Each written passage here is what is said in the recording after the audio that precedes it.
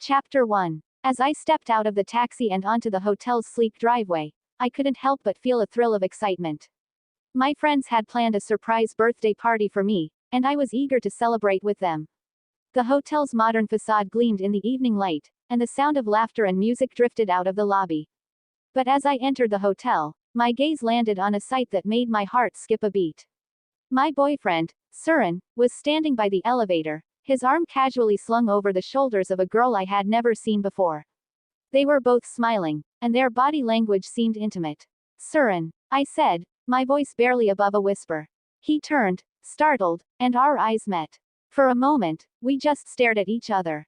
"Hey, birthday girl," he said finally, attempting a charming smile. I was just, showing my friend here to her room. The girl glanced at me, her expression a mixture of guilt and curiosity. "Hi," she said, her voice hesitant. I felt a sting of betrayal and confusion. "Who is this?" I asked Surin, trying to keep my tone neutral. "This is, Sophia. We met at work," Surin replied, his eyes darting between me and Sophia. I raised an eyebrow. "At work?" Sophia spoke up, her voice defensive. "We were just grabbing a drink together. I had no idea he was in a relationship." I felt a lump form in my throat. "Save it," I said, turning to Surin. "We need to talk." And with that, I turned and walked away, leaving Surin and Sophia standing by the elevator, looking like they had been caught red-handed. Chapter 2. I stood outside the hotel, my eyes fixed on the entrance, willing Surin to come out and explain himself. But as the minutes ticked by, my hope began to dwindle. 10 minutes turned into 15, and still, there was no sign of him. The realization hit me like a ton of bricks. He had chosen her over me. He had made his decision, and I was no longer a priority in his life. I felt a stinging sensation in my eyes as tears began to form. Heartbreak washed over me like a wave, leaving me breathless and numb. I slumped against the wall, my legs trembling beneath me. "Why?" I whispered to myself, the word barely audible. Why didn't he choose me? The city around me seemed to fade into the background as I stood there, lost in my thoughts. The sounds of laughter and music from the hotel grew fainter, replaced by the deafening silence of my own heartbreak. I pushed myself off the wall and took a few tentative steps forward, unsure of where I was going or what I was doing. All I knew was that I needed to get away from the hotel, away from the pain and the betrayal. As I walked, the tears began to fall, streaming down my face like rain. I didn't bother to wipe them away, letting them fall as I disappeared into the night, alone and heartbroken. Chapter 3. As I walked into our rented house, memories came flooding back. 4 years of laughter, tears, and adventures with Surin. I remember the day he proposed to me like it was yesterday. He took me to the college rooftop, got down on one knee, and asked me to be his. I was smitten, and I said yes without hesitation. Our relationship was a fairy tale. Surin was my knight in shining armor, always there to protect and care for me. He was the one who brought out the best in me, who encouraged me to pursue my dreams, and who loved me unconditionally. I wandered around the house, taking in the memories. The couch where we had our first kiss, the kitchen where we cooked our first meal together, the bedroom where we shared our deepest secrets. Every corner of the house held a memory, a reminder of our love. But now, it all seemed like a distant dream. The reality was harsh. Surin had chosen someone else over me. I felt like I was living in a nightmare, unable to wake up. I collapsed onto the couch, surrounded by memories of our love. Tears streamed down my face as I whispered, "Why, Surin? Why did you leave me for her?" The silence was deafening. I knew I wouldn't get an answer, at least not from Surin. But I needed answers. I needed closure. I needed to know what I did wrong, what she had that I didn't. As the night wore on, I lay there, lost in my thoughts, trying to make sense of it all. But the only thing that made sense was the pain, the heartbreak, and the realization that our love story had come to an end. Chapter 4. I remember the day we moved in together, full of hope and dreams for our future. Surin was determined to make his business a success, and I was willing to support him every step of the way. My family lent us the money he needed to get started, and I took on the responsibility of managing our finances. But as time went on, I began to realize that Surin's desire to show off was a never-ending cycle. He would constantly ask me for money, claiming it was for business expenses, but I knew better. He wanted to flaunt his wealth, even if it meant putting us in debt. My parents, who had always been supportive of our relationship, began to worry about our financial stability.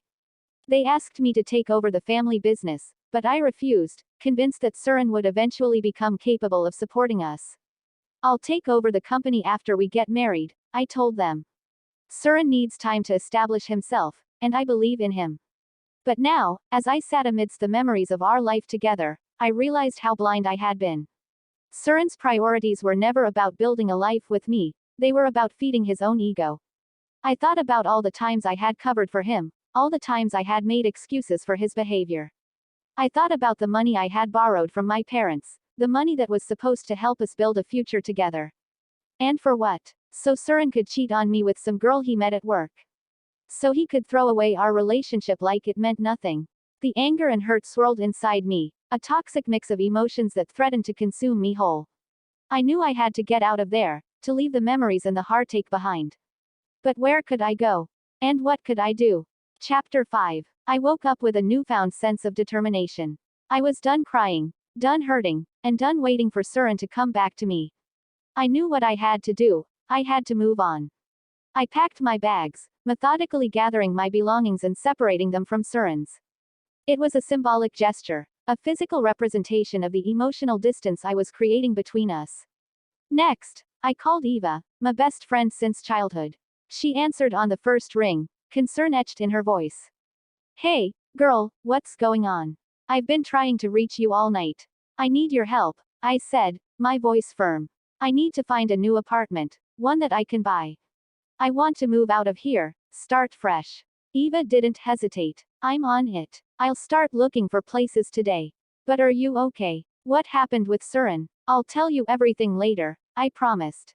Just find me a place to call my own. With Eva on the case, I felt a sense of relief wash over me. I was taking control of my life, making decisions that would lead me away from the heartache and towards a brighter future. As I finished packing, I took one last look around the room, the house that was supposed to be our happily ever after. But now, it just felt like a prison, a reminder of the love that had failed. I closed the door behind me, ready to start anew. Chapter 6. As I stepped out of the house, I met Surin's gaze, and his disheveled appearance spoke volumes. The red marks on his neck were a stark reminder of his infidelity, and I knew exactly what had transpired the night before. Are you leaving me? He asked, his voice laced with a mix of guilt and nonchalance.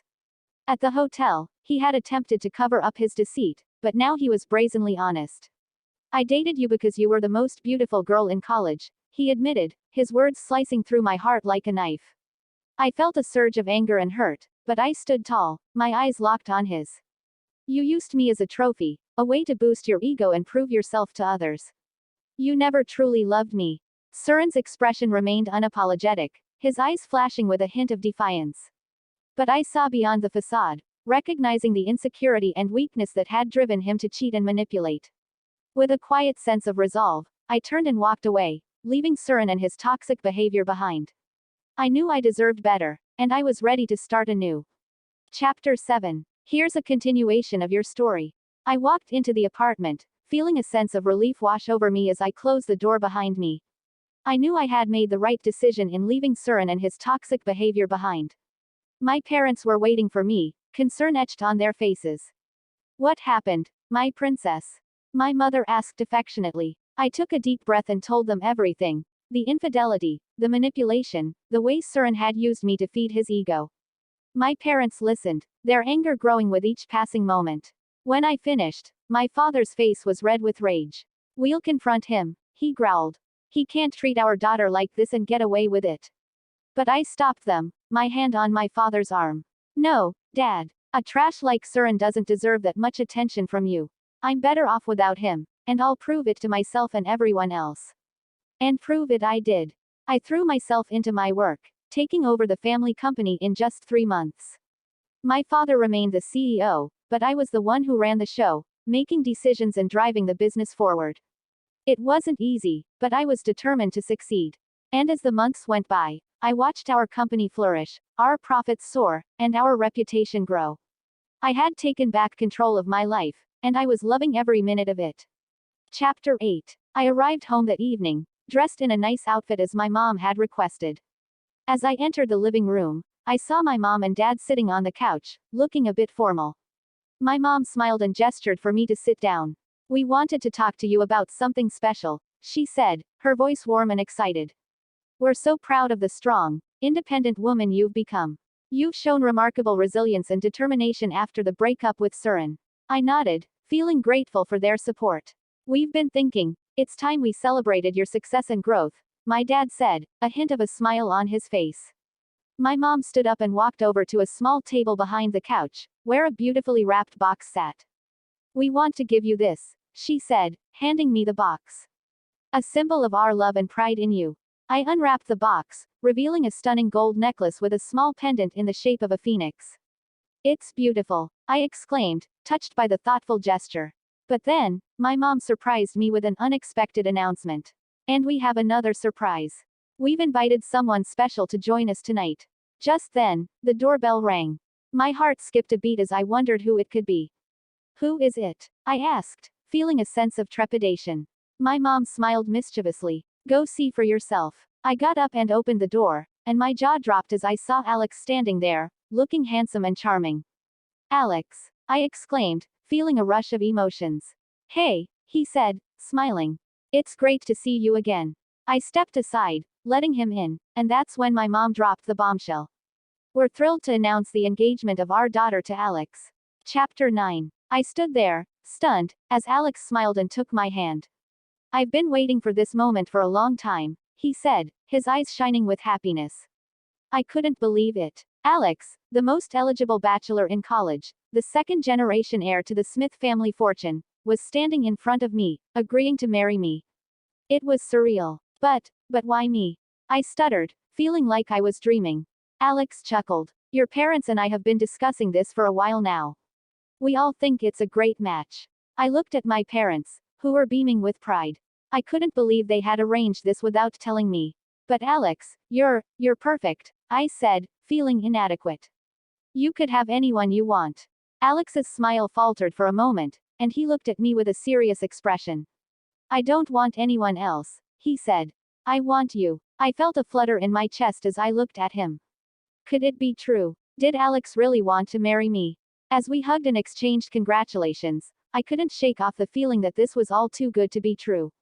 But as I looked into Alex's eyes, I saw something there that made me believe that maybe, just maybe, this was meant to be.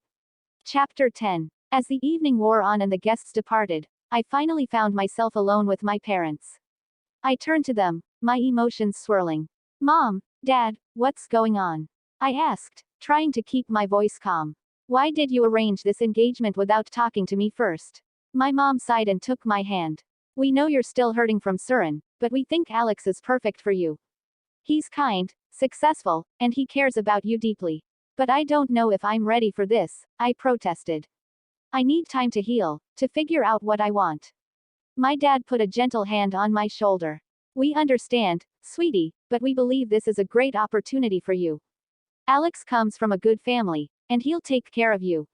I shook my head, feeling frustrated. "That's not the point. The point is, I should have a say in my own life. You should have asked me before arranging this engagement." My parents exchanged a glance, and for a moment, I saw a flicker of uncertainty. But then my mom spoke up.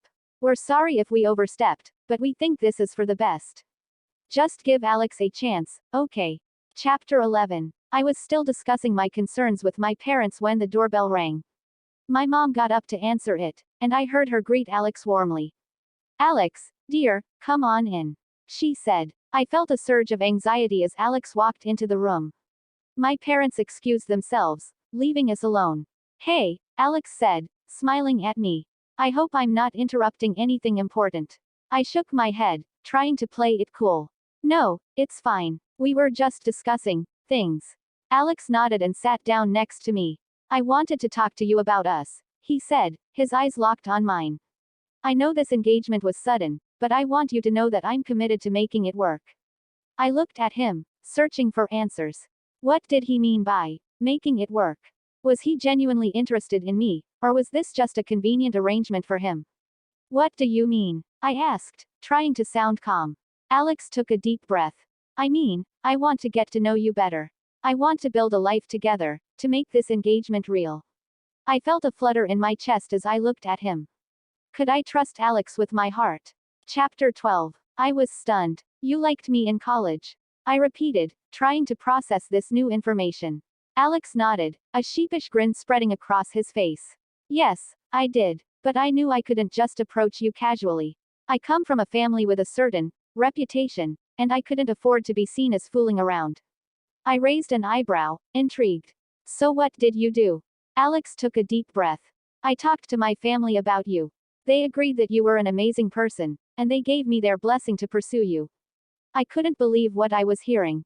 And then you came to my parents. Alex nodded again. Yes, I did. But they refused me, saying we were too young for marriage.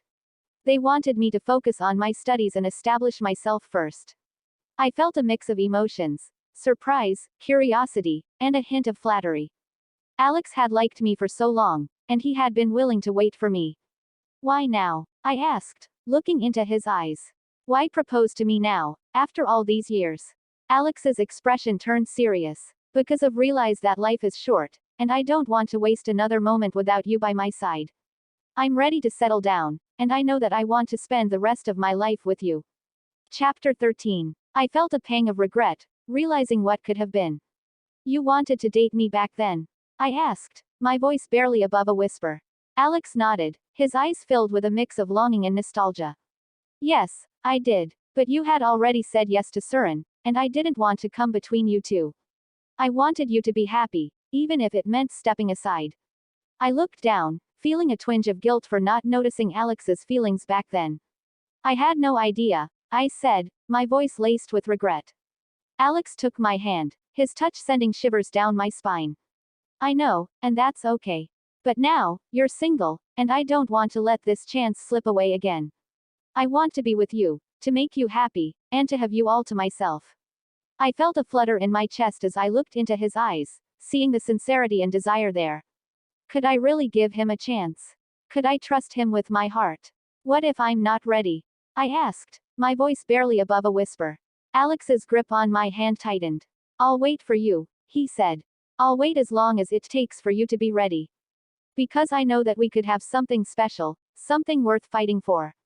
Chapter 14. As the days turned into weeks, I found myself falling for Alex's charms. He was kind, attentive, and genuinely interested in getting to know me. We spent countless hours talking, laughing, and exploring the city together.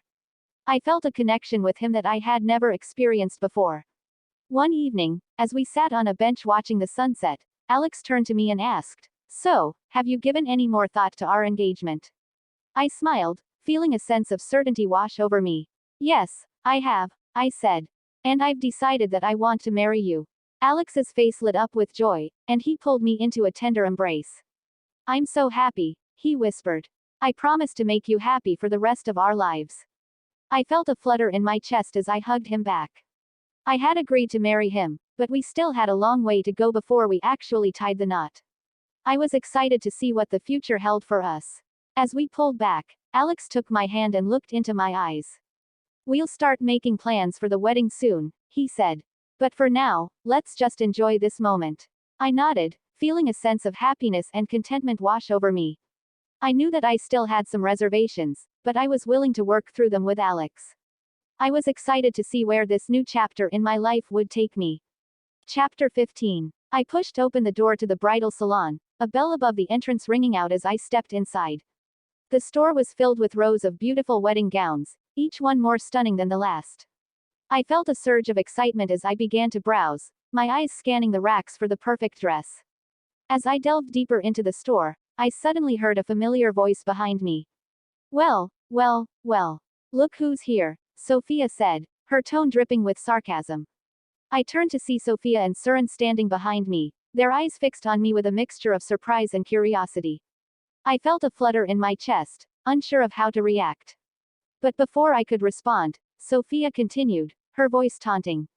"I didn't know you were getting married. Who's the lucky man?" I took a deep breath, trying to maintain my composure. "I'm here to select my wedding dress," I said coolly, trying to brush off her jab.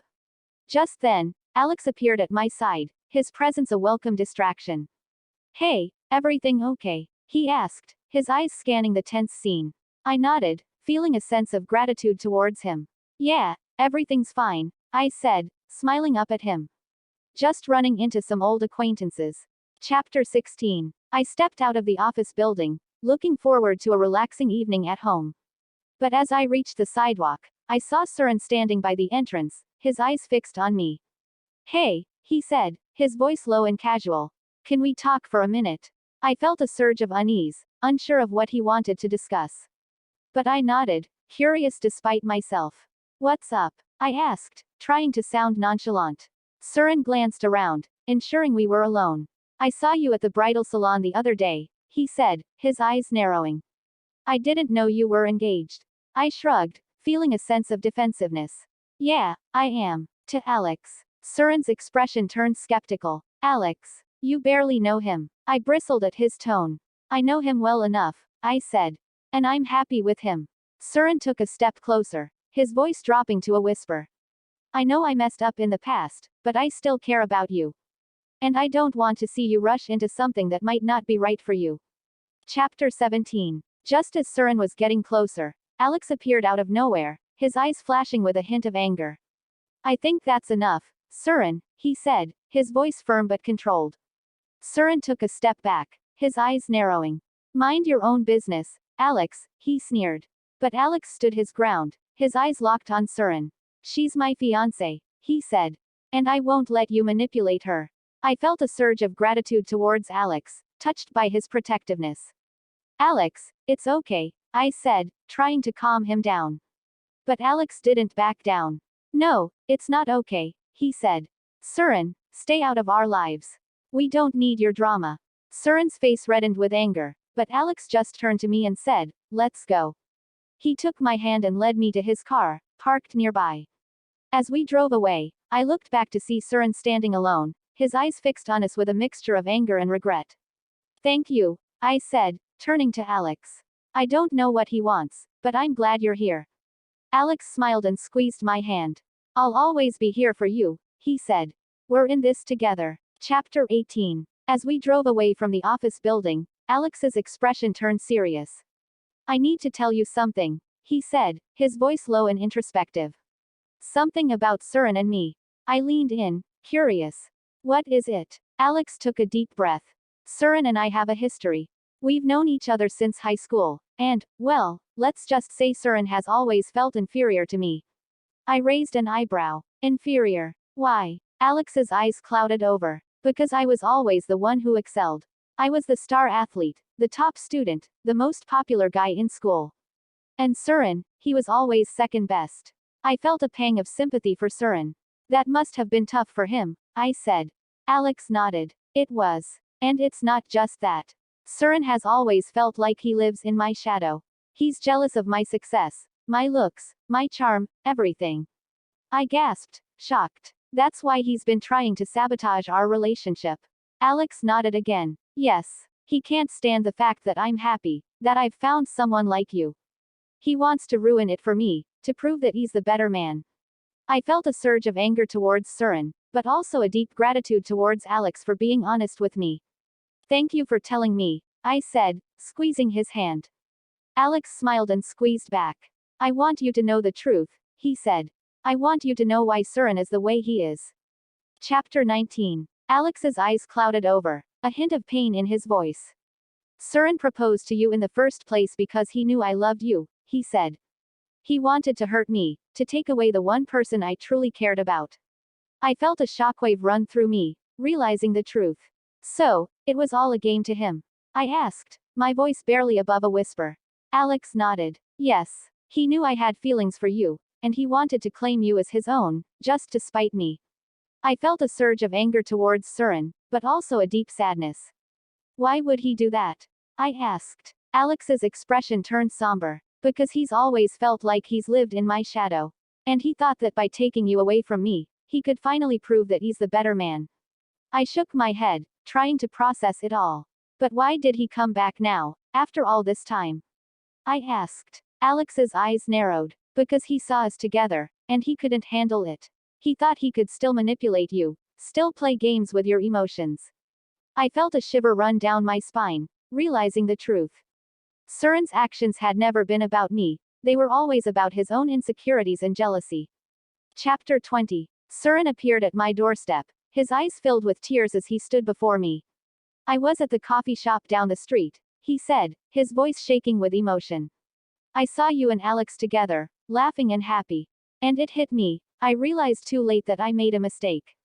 Sophia was just using me for my money, my status. She never truly loved me. He took a step closer, his hands reaching out. But you, my love, you were always the one who truly loved me.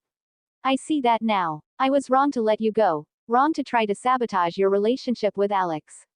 I stood firm, my heart closed off to his pleas. Surin, it's too late, I said.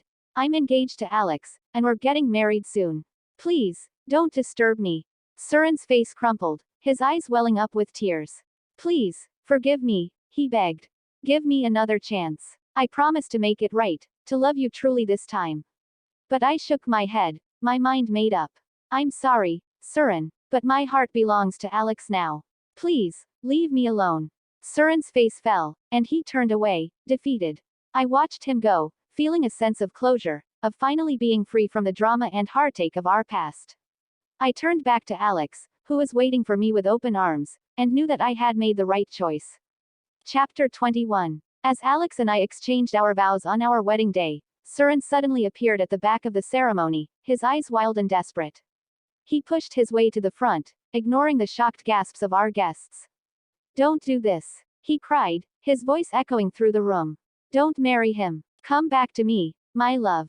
I felt a surge of shock and embarrassment, but Alex's hand tightened around mine, steady and reassuring. I'm sorry, Surin, I said, my voice firm. But I've made my choice. I love Alex, and I'm committing my life to him. Surin's face contorted in anguish. You're making a mistake, he shouted. I love you, I need you. But I stood firm, my heart filled with love and determination. I'm sorry, Surin, but it's too late. With a final, despairing glance, Surin turned and fled, leaving our guests in stunned silence. Alex and I exchanged a steady glance, and then continued with our vows, our love and commitment to each other only strengthened by the drama. As we were pronounced husband and wife, I felt a sense of triumph and joy. I had chosen Alex, and I knew that I had made the right choice. We sealed our love with a kiss, surrounded by our friends and family, and began our new life together. Chapter 22. After the drama of Surin's interruption, Alex and I were more in love than ever. We spent our honeymoon in a beautiful tropical paradise, surrounded by crystal clear waters and swaying palm trees. We spent our days lounging on the beach, holding hands, and watching the sunset together. We took romantic walks along the shore, feeling the sand between our toes and the ocean breeze in our hair. One evening, Alex surprised me with a candlelit dinner on the beach, complete with my favorite flowers and a personalized menu. We feasted on delicious seafood and champagne, toasting our love and our future together. As the night wore on, we danced under the stars, our bodies swaying to the rhythm of the waves. Alex pulled me close, his eyes shining with love and adoration. I promise to always cherish and love you, he whispered, his lips brushing against my ear. I smiled, feeling my heart overflow with happiness. I promise to always support and adore you, I replied, my voice barely above a whisper. As we danced, the waves washed over our feet, symbolizing the ups and downs of life that we would face together. But we knew that our love would conquer all, and we were excited to start our new life together. After the honeymoon, we settled into a cozy little house by the beach, filled with laughter, love, and adventure. We traveled the world together, exploring new places and experiencing new cultures. We wanted to build a life filled with joy, trust, and passion, and we knew that our love would last a lifetime. Chapter 23. As we pulled into our driveway, exhausted but happy from our honeymoon, we were surprised to see Surin standing in front of our home.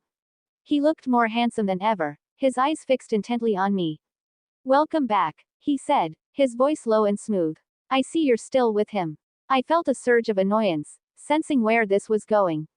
Surin, what do you want? I asked firmly. He took a step closer, his eyes burning with desire.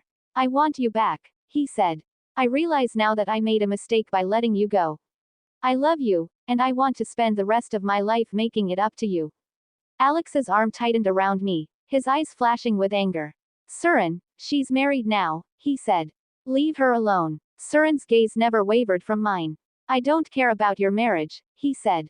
I know you still have feelings for me. I laughed, feeling no guilt or regret. Surin, I'm happy with Alex, I said.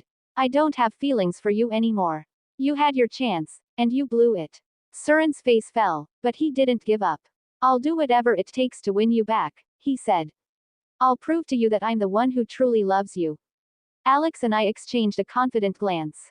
We knew our love was strong enough to withstand Surin's attempts to sabotage it. Surin, it's over, I said. Move on with your life. Chapter 24. In the next few days, Surin tried every trick in the book to win me back. He showed up at our doorstep with flowers and chocolates, begging for another chance. He sent me heartfelt letters and poems, professing his undying love. He even showed up at Alex's workplace, trying to convince him to let me go. But I was resolute. I had made my choice, and I was happy with Alex. I didn't want to go back to the drama and heartache that Surin had brought into my life. Alex was my rock, supporting me through it all. He told Surin to leave us alone, to move on with his life. But Surin refused to give up. One day, he showed up at our home, looking disheveled and desperate. Please, just hear me out, he begged. I'll do anything to make it right between us. But I was unmoved. Surin, it's over, I said. I don't love you anymore. Please, just leave us alone. Surin's face crumpled, and he turned away, defeated. I felt a pang of sadness, but I knew I had made the right choice. Alex and I were happy together, and that's all that mattered. Chapter 25. As the days went by, Surin's behavior became more and more erratic. He would show up at our home at all hours of the night, pounding on the door and begging for me to come back to him. He would send me messages and gifts, each one more desperate than the last. But I was unmoved. I had moved on with my life, and I was happy with Alex. One night, Surin's behavior reached a fever pitch. He showed up at our home, his eyes wild and his face gaunt. He pounded on the door, screaming my name and begging for me to come back to him. But I refused to answer.